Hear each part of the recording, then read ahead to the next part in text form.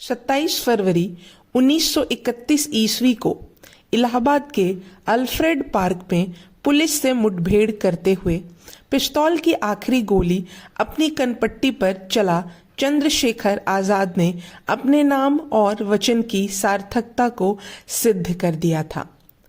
आज से मैं आप लोगों को सुनाने वाली हूँ एक और क्रांतिकारी की वीर गाथा, जिनका नाम है चंद्रशेखर आजाद।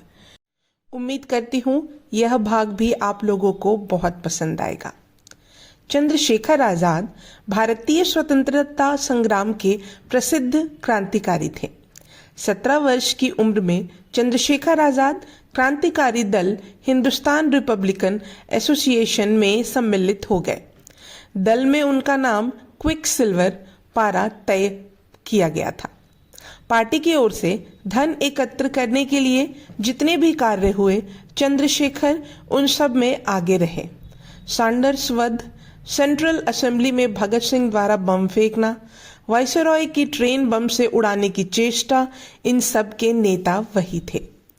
इससे पूर्व उन्होंने प्रसिद्ध काकोरी कांड में सक्रिय भाग लिया और पुलिस की आंखों में धूल झोंक कर फरार हो गए।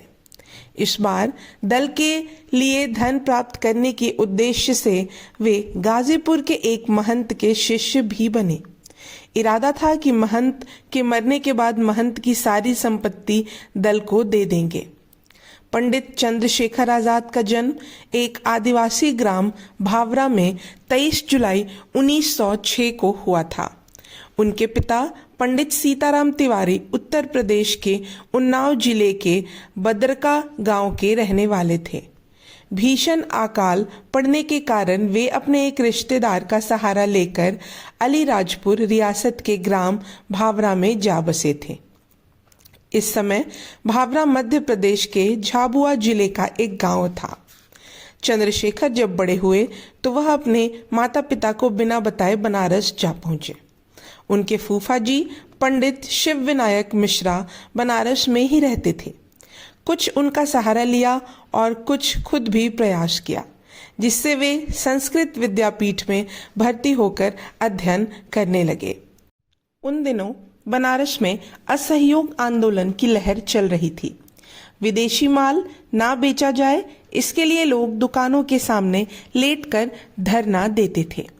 1919 में हुए जालियांवाला बाग नरसंहार ने उन्हें काफी व्यथित किया।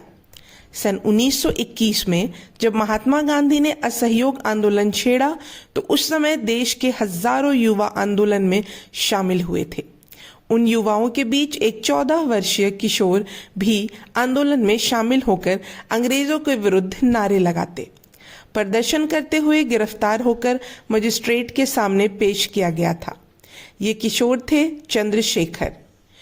उन्होंने मजिस्ट्रेट को अपना नाम आजाद, पिता का नाम स्वाधीनता और घर जेलखाना बताया था। मजिस्ट्रेट ने चिढ़कर 15 बेतों की सख्त सजा सुनाई थी।